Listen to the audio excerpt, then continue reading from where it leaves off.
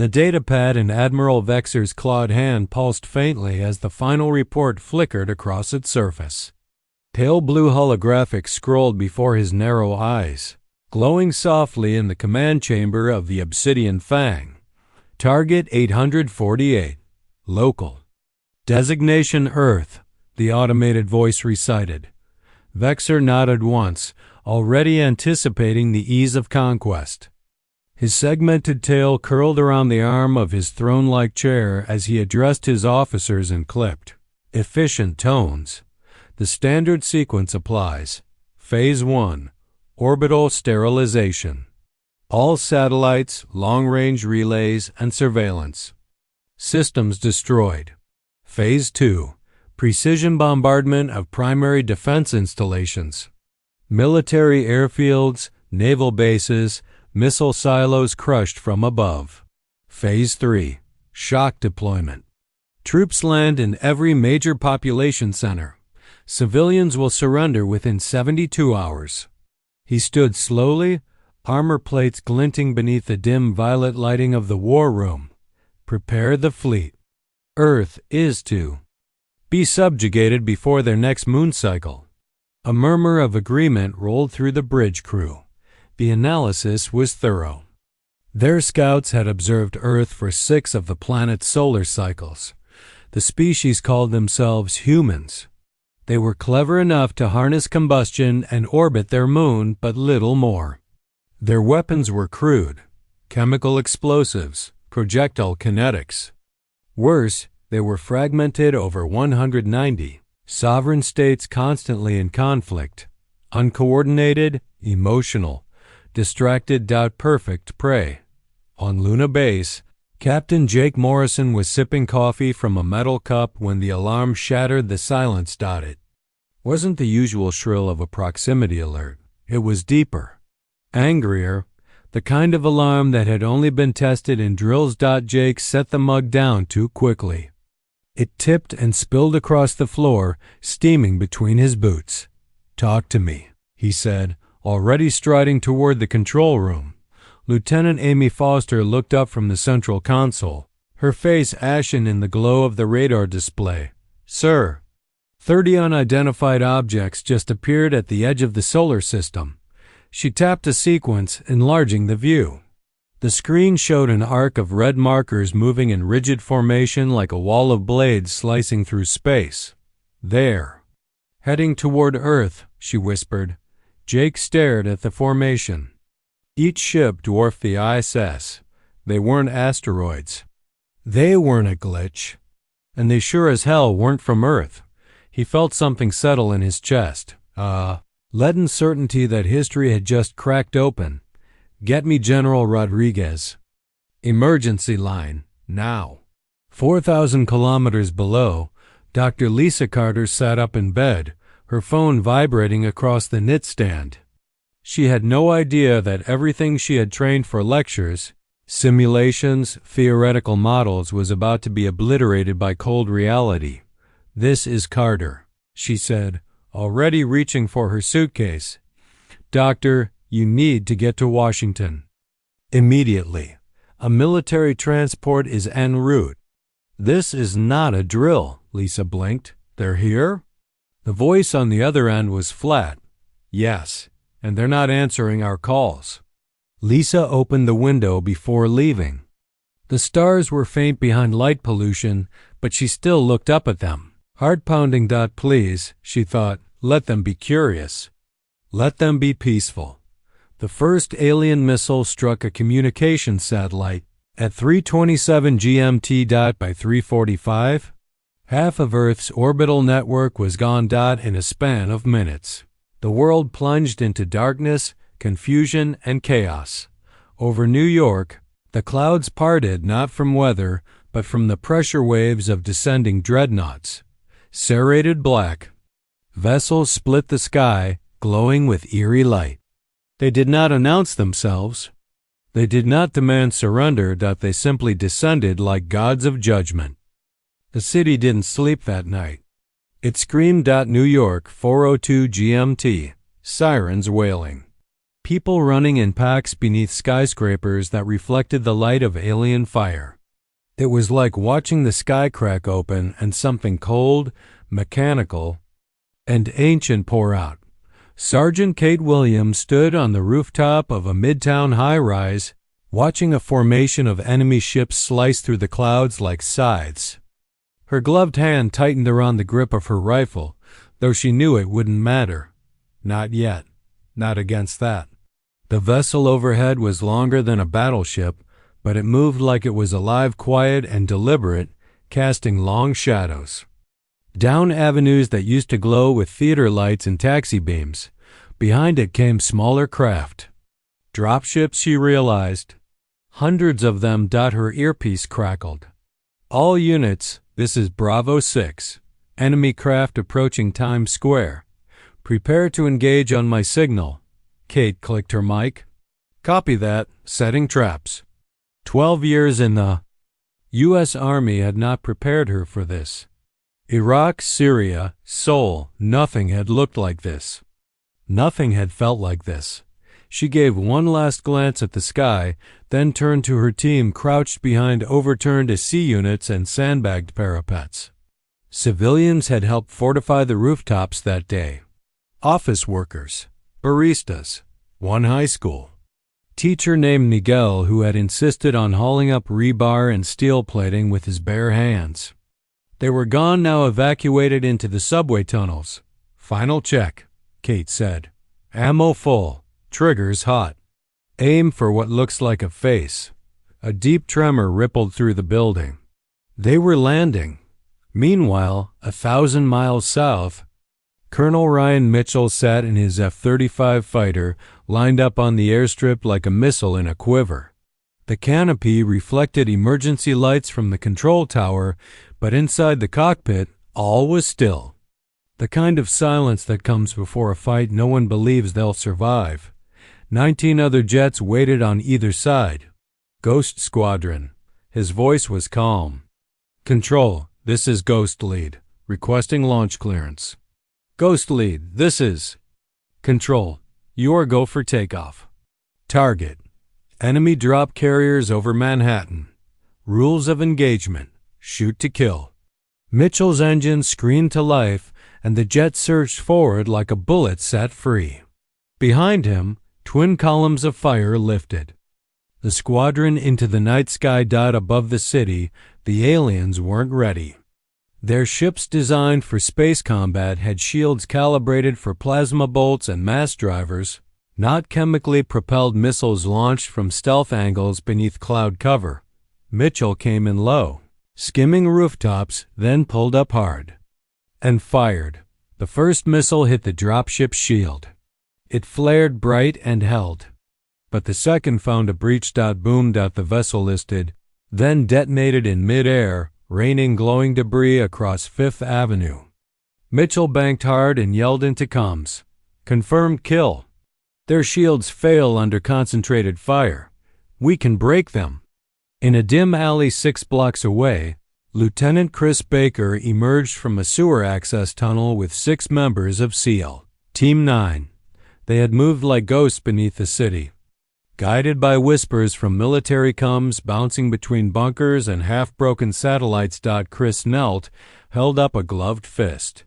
3 aliens tall, armored, and unaware patrolled the street ahead. Their weapons shimmered with crackling energy. Their voices were sharp clicks filtered through translator units. He gave the signal. In 5 seconds. The SEAL struck from behind. Knives, silenced pistols. One enemy turned, but too slow. Too loud. Too arrogant. Chris dragged the last body into a recessed doorway. His heart pounded. Control, this is SEAL 9, he whispered. 3 contacts neutralized.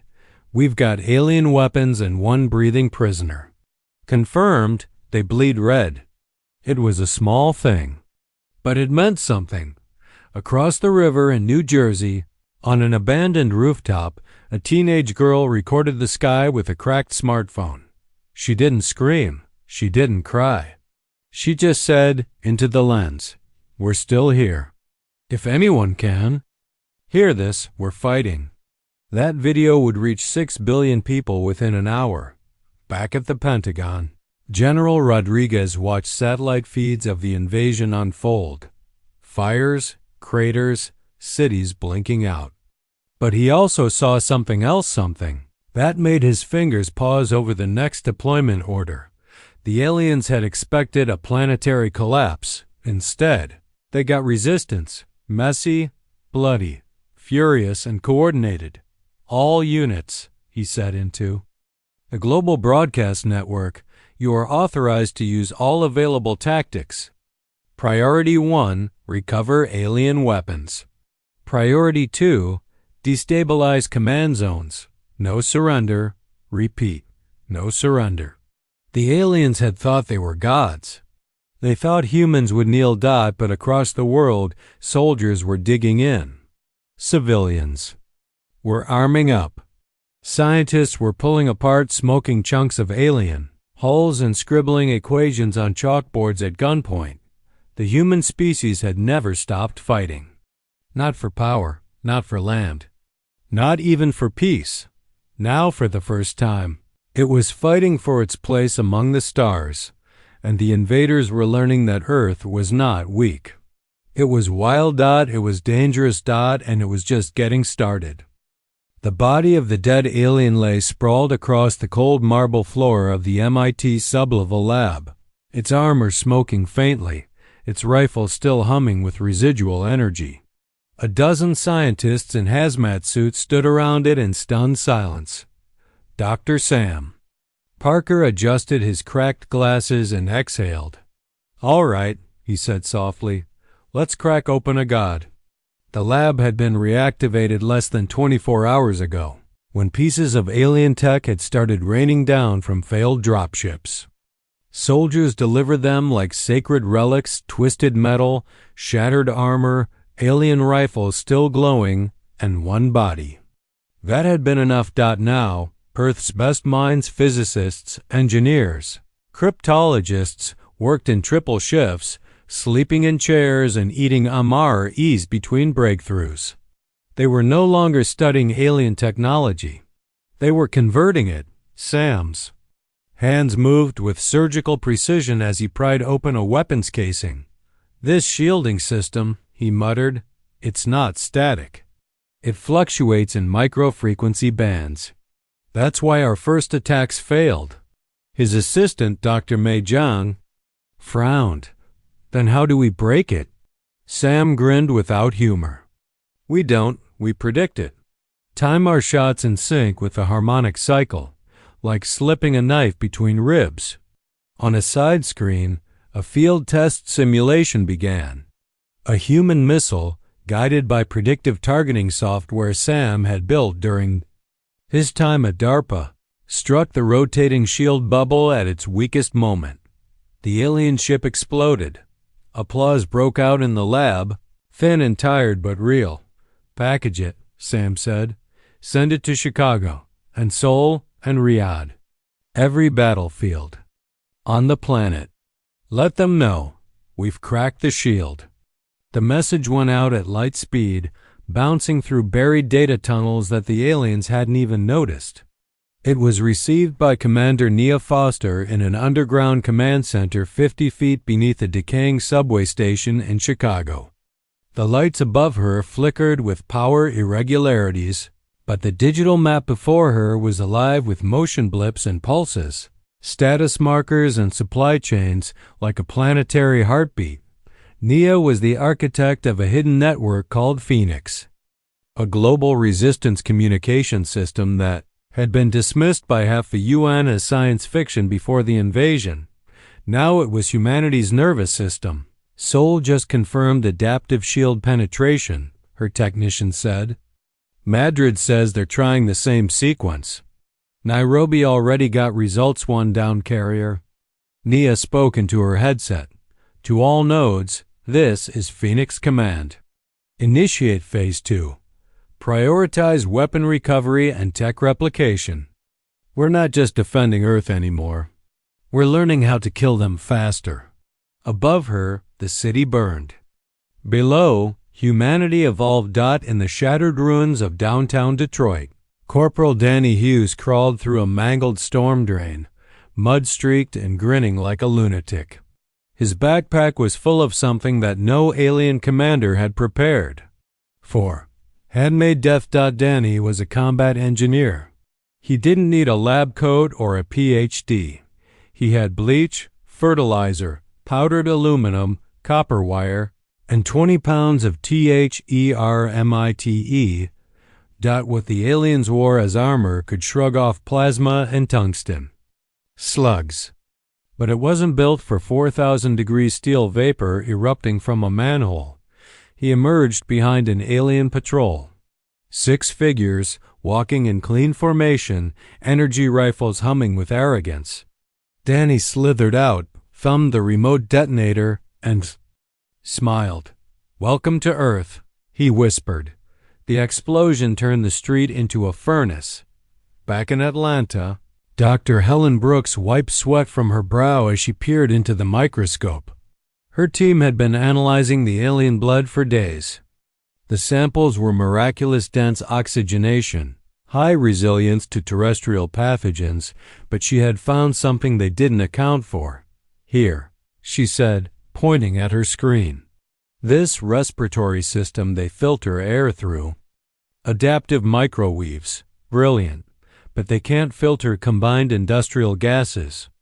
"What kind of gases?" her assistant asked. Helen typed rapidly. "Ammonia, acetone, trace sulfur.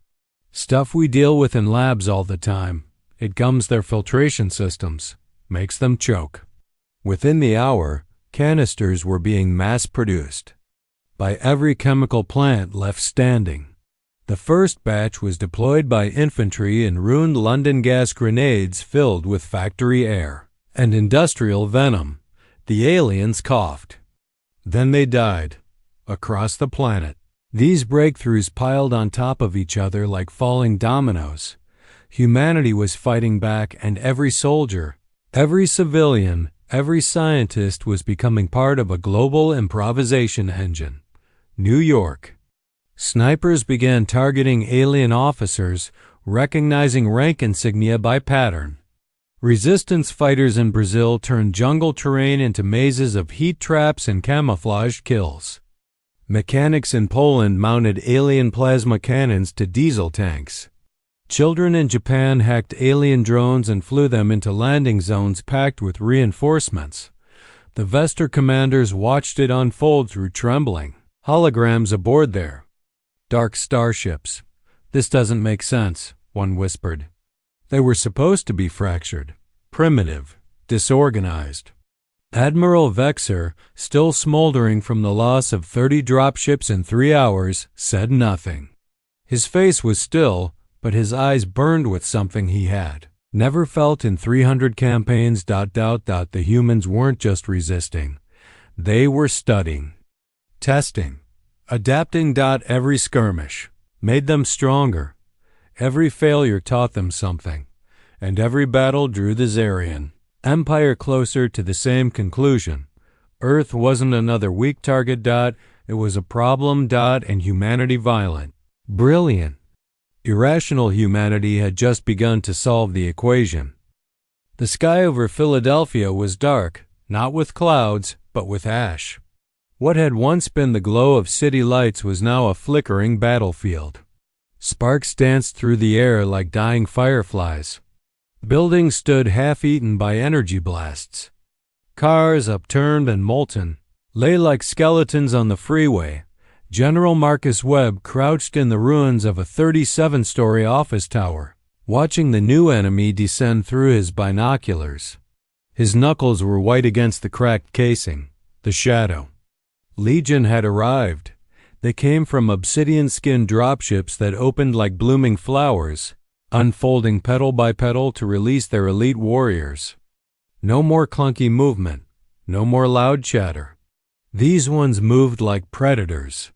Their armor wasn't chrome or gray like the first wave. It was black, textured, and matte, like the void had been poured over their bodies. It absorbed light. It swallowed hope. Webb had fought humans for decades, cartels, terrorists, foreign black ops. He'd never feared a man, but watching these creatures, this refined evolution of terror, drop into his city like shadows made flesh, he realized something. The Empire had stopped underestimating them. "They've upgraded," Webb said quietly into his encrypted comm. "All units, switch to Alpha Protocol. Avoid direct confrontation. Target supply lines, comms hubs, command nodes only. We don't fight gods head-on." From rooftops, sewer tunnels, subway stations, the order rippled outward, around the city. Resistance cells began shifting. Snipers changed positions. Drones rerouted. Surveillance teams fell back, letting the black-armored aliens pass. It was no longer about shooting them. It was about bleeding them slowly, deliberately, without honor or mercy. War, after all, was not about pride. It was about survival. In Atlanta, Dr. Helen Brooks hadn't slept in 4 days. Her eyes were sunken, her lab coat wrinkled and stained. But her mind was alight. Data from fallen Shadow Legion troops was coming in at a staggering pace. Tissue samples, armor fragments, atmospheric readings. They had adapted biochemically and technologically. Their immune systems now rejected the industrial gases that had choked the first wave. Their armor was layered with reactive nanopolymers. Even their blood chemistry had changed, but nothing was perfect. "Not even gods. Here," she said, pointing to a molecule on her screen. "They reinforce their respiratory system, but the filtration still relies on a biochemical bonding agent. I've synthesized an aerosol compound that disrupts the bond. It won't kill them immediately, but it'll suffocate them in under 2 minutes." Her assistant, Dr. Mark Thompson, looked pale. "Helen, if this gets into human hands, it already has," she cut in. "We're not playing catch-up anymore. We're dictating the rules." Within hours, the compound-coated Black Rain was deployed in canisters marked with yellow hazard tape. The first field test occurred in a burning suburb of Chicago, where 2 Shadow Legion squads were decimating a Marine platoon. A drone dropped the canister into the middle of the street. 30 seconds later, the aliens began to stagger. One dropped to its knees, then another, their helmets locked up. Their armor spasmed. They clawed at their throats like drowning men. Marines watched in stunned silence. Then they opened fire. Back over Texas, Commander Tony Black soared above the desert in a hybrid aircraft barely out of prototype. His jet designation Sabre 1 had a human airframe, but its core systems pulsed with alien energy.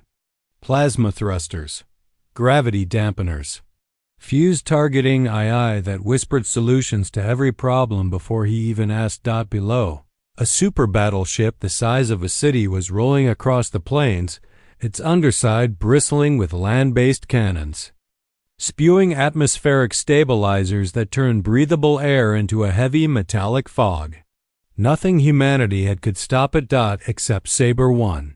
"Control, this is Sabre. Approaching target. You are cleared to deploy the new package. Weapon hot." Tony gritted his teeth and flipped the safety cover on a red switch that had no name. In the weapon bay, humanity's first antimatter missile, built from alien schematics, fused with Earth's desperation. The targeting system beeped once, then once more. He released the payload. The missile hit the battleship's midsection. The explosion didn't bloom outward, it collapsed inward, folding metal and matter into a knot of annihilation. A sphere of white-hot fury opened in the heart of the vessel and devoured it. The shockwave flattened trees, shattered windows, and painted the sky with streaks of black fire. The battleship was gone. Not destroyed, erased. Tony's voice was hoarse. "Control, target neutralized. There's nothing left." In the deep ocean, Commander Rachel Stone gave the order from her stealth submarine. Her sonar officer called out a ping alien troop carriers approaching the eastern seaboard. The aliens controlled the skies. They had forgotten about the seas. "Torpedo tubes 1 and 2 fire," she commanded. The torpedoes sliced through dark water, detonating beneath the carriers. One shattered instantly, breached by implosive force. The second tried to evade, but its grav engine sputtered and collapsed. "Let them have the air," Rachel muttered. "The oceans are ours." Meanwhile, in orbit, the first wave of recon satellites launched from surviving bases in Siberia and Alaska. These were Earth's eyes now, augmented with alien optics.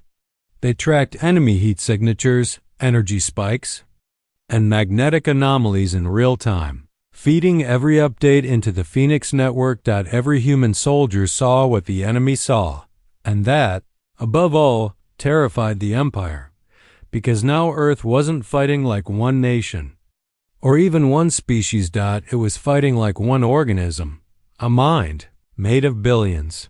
Every bullet mattered. Every discovery echoed. Every death taught a lesson. The Shadow Legion's deployment had been meant as a final message. Resistance is futile. Instead, they learned that humans didn't just resist, they evolved under fire, and worse, they remembered everything.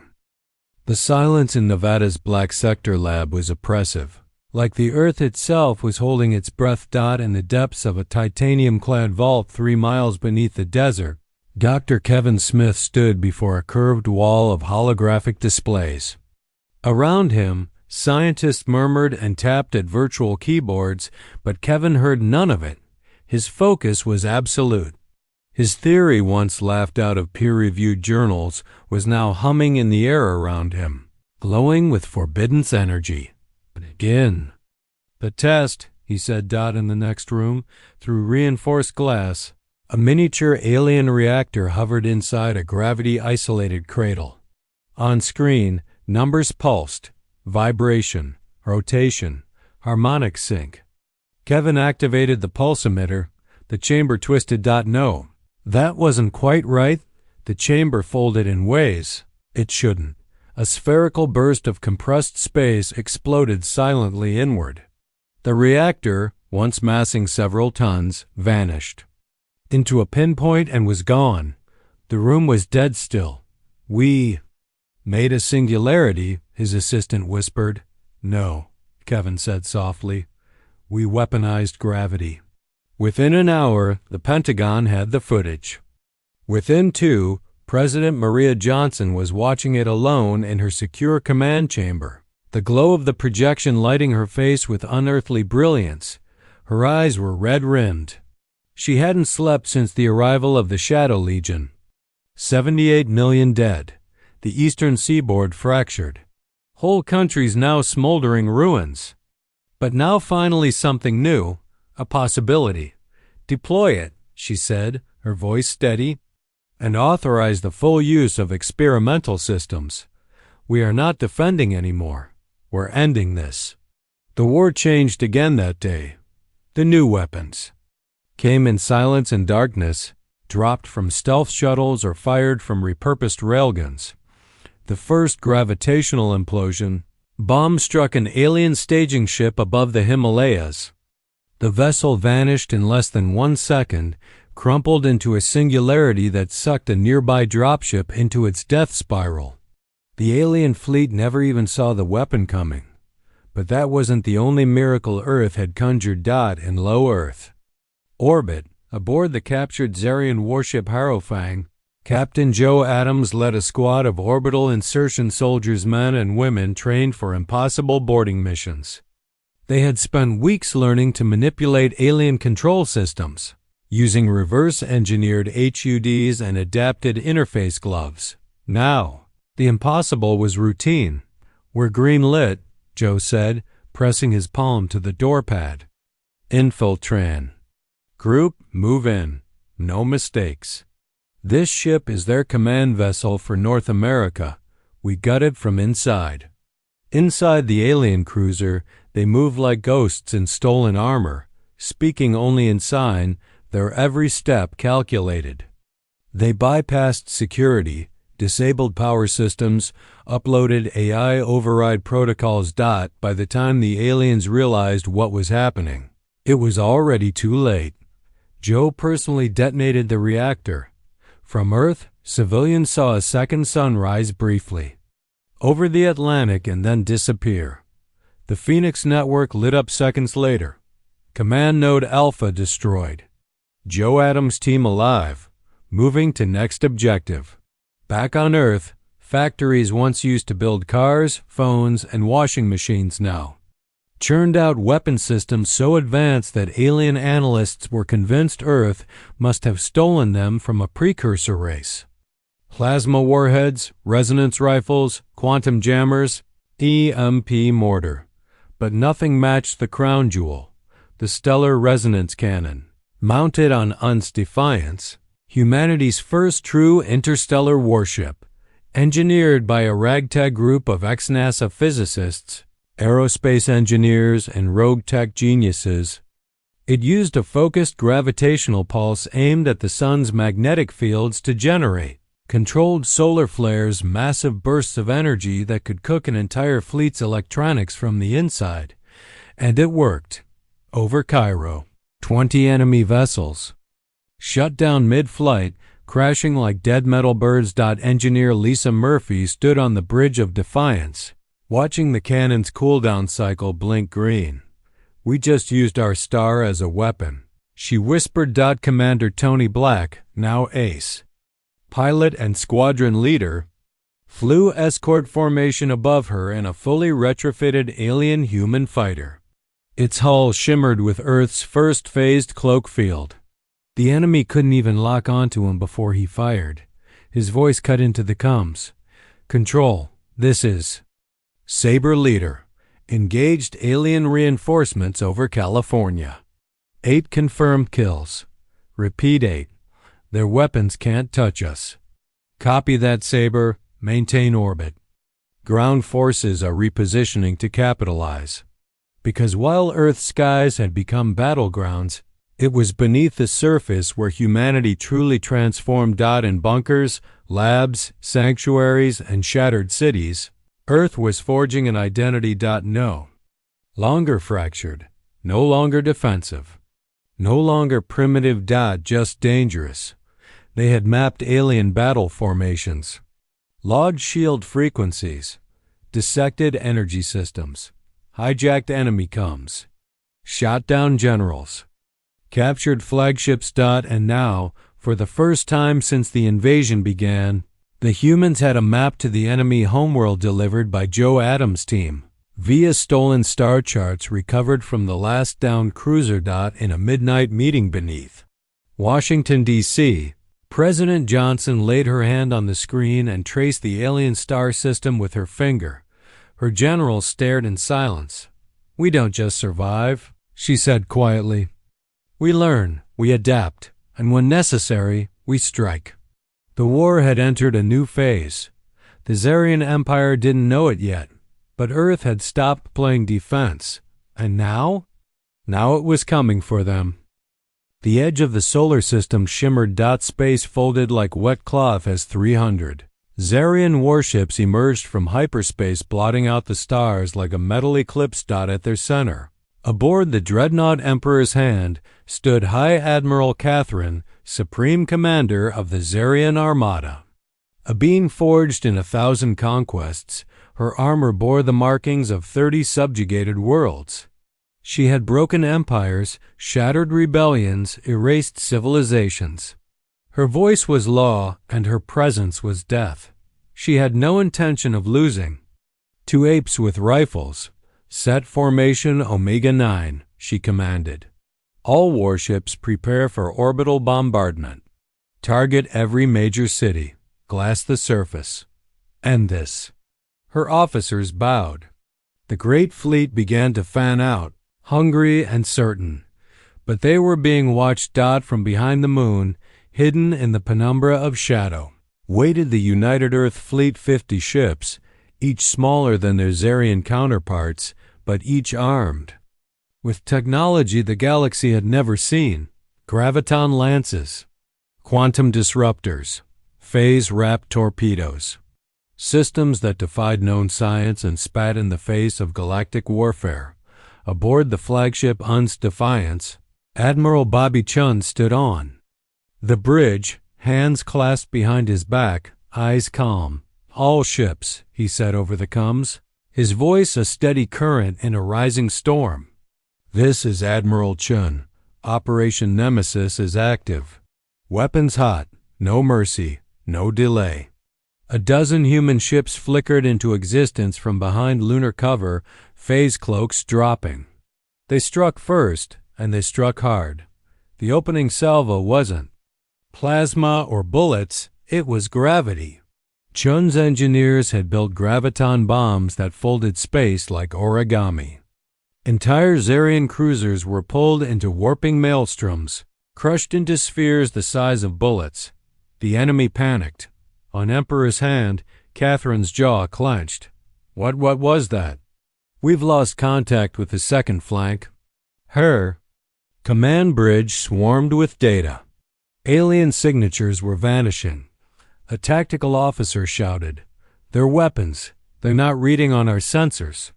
They're collapsing matter, destabilizing ship cores, teleporting kinetic strikes." Catherine roared, "Deploy our countermeasures.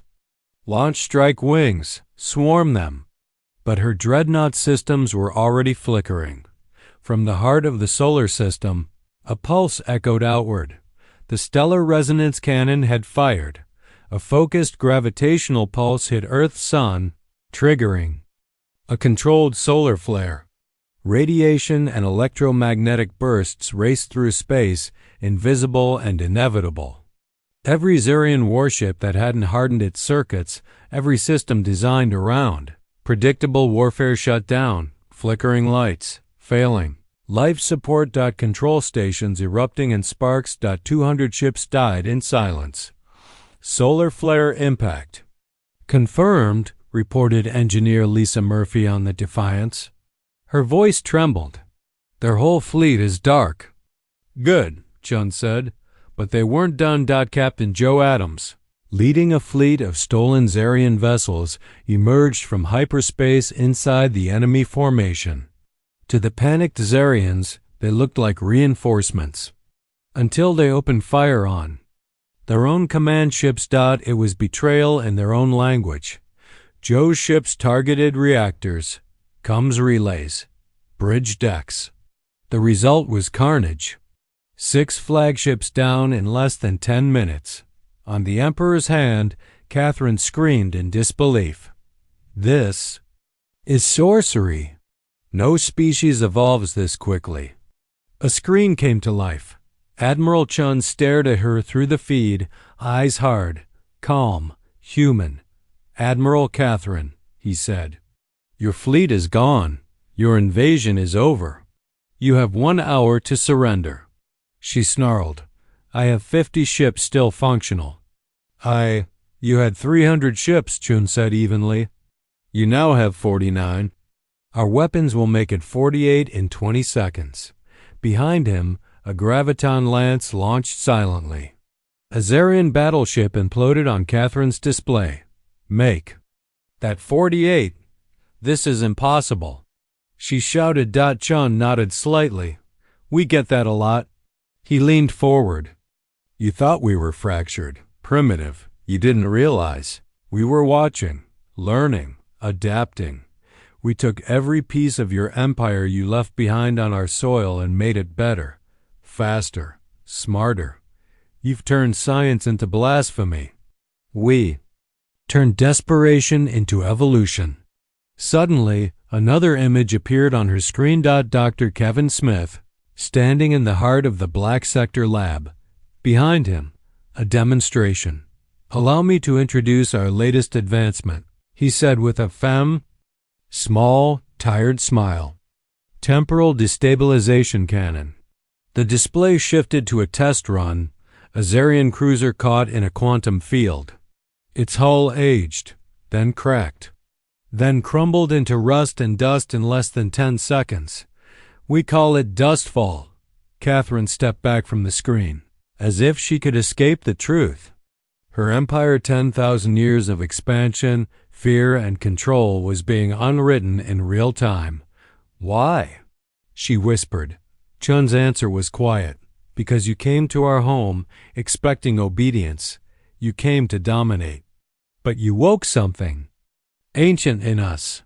Something we've always been beneath the surface of our chaos. He paused. We are not unified because we are perfect. We are unified because we were nearly erased. And what survives extinction becomes something else. A final pulse echoed from the solar flare. The Zarian fleet fractured. Human ships carved through them like sculptors in steel.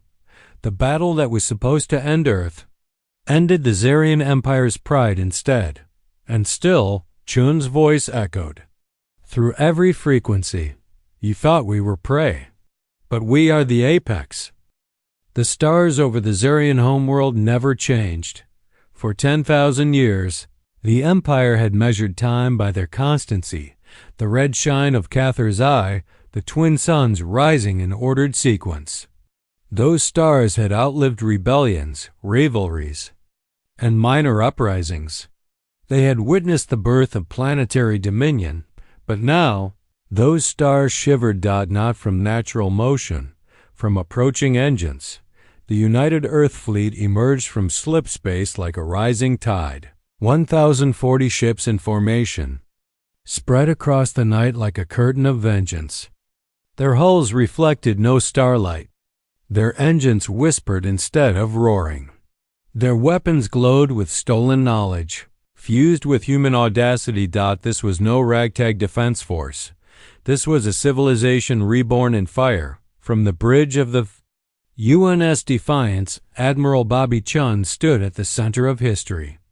Around him, his command crew worked in quiet precision. No celebration, no cheers, just purpose. This is it, he said. Target, Catharis Prime, home of the Zarian High Command. Across the fleet, confirmations blinked green. Battleships aligned their graviton lances. Cloaked infiltration ships maneuvered silently. Behind the military fleet came colony ships, terraforming carriers, mobile factories. Humanity wasn't just here to win. They were here to replace. Inside a reinforced prison chamber aboard Defiance, High Admiral Catherine watched it all unfold. Through a one-way transparency wall. Her wrists were bound with high-density stasis bands. She hadn't spoken since her capture. Now, as she saw her homeworld bracketed by human targeting systems, she finally turned her head. You came to destroy us, she said, across from her. Admiral Chun watched her, hands folded. No, he replied. We came to stop you. You brought colonists. Infrastructure. Factories. You're not just ending our empire. You're replacing it with your own. Chun nodded. Someone has to clean up the mess. Her voice rose. You think yourselves better? You think your war was righteous? Chun didn't blink. No, just necessary. Catherine stood, pacing like a caged animal. You're doing what we did, only faster, only crueler. No, Chun said calmly. You conquered because you thought no one could stop you. We're rebuilding because we learned what it takes to survive. And we won't let this galaxy fall to tyrants again, including us. A soft chime interrupted them. Sir, a voice crackled in through his cum. All fleet elements in position. Awaiting your command. Chun turned back to the stars. Hold. Position. No planetary strike, he ordered. The bridge fell silent. Sir? Lisa Murphy asked. Broadcast, Chun said. Planet-wide. Visual. Translate in every tongue they have. A green light blinked. Chun stepped forward. His face broadcast across 1,000 screens on Catharis Prime, into palaces, bunkers, barracks, and homes. This is Admiral Bobby Chun of the United Earth Fleet. Your empire has fallen. Your fleets are gone. Your High Admiral is in our custody. But we are not here to annihilate your people. We are here to end your system, a system built on conquest, slavery, and fear. He paused. Your rulers told you that humans were savages. Primitive. Broken. They were right. We are. But we are also something else. We are adaptive. We are unified. And now we are free. He leaned in. Today we give you that same chance. A silence swept the planet. No retaliation. No resistance. Just one blinking signal. Surrender confirmed. It took 72 hours to dismantle the last of the Zarian command network. The military surrendered. The slave systems were deactivated. Human engineers deployed atmospheric stabilizers and translation hubs. Schools were opened. Hospitals rebuilt. And every planetary governor was given a simple ultimatum: serve peace, or be replaced. In the great plaza of what had once been the Imperial Palace, now renamed the Unity Courtyard, President Maria Johnson addressed not just Earth, but the entire galaxy. Our species was born in fire. We crawled from caves. We bled over borders. We destroyed ourselves 100 times, and yet we endured. Not because we are noble, not because we are pure, but because we are impossibly stubborn. When the galaxy came to erase us, we didn't beg. We didn't run. We learned, faster than they imagined, deeper than they feared. And now we carry that knowledge not as conquerors, but as witnesses. From this day forward, Earth is not alone. And neither are you. Join us and help rebuild a galaxy where strength is not measured by domination, but by the power to rise. And rise again. There was no applause. Only a quiet awe. Weeks passed. The Zarian Empire no longer existed. In its place, a fragile new alliance formed, the union of free worlds with Earth at its heart. Human diplomats spread across the stars. Scientists and soldiers walked side by side through cities once barred by firewalls and orbit cannons. Children learned galactic history not through myths of superiority, but through the scars of reality. The war had ended, but something greater had begun. On a quiet night, on the deck of the Un's Defiance, Chun stood alone, looking at the stars. Joe. Adam stepped beside him, sipping coffee from a recycled alien mug. Still feels like a dream, Joe said. It was almost a nightmare, Chun replied. You ever wonder why they failed? Chun nodded. Because they thought war was a science. But for us, it's an art form. Improvised. Ruthless. Evolving. Joe chuckled. You think we'll ever stop fighting? Chun looked out at the stars. No, but maybe we'll finally start fighting for something worth keeping. Far above.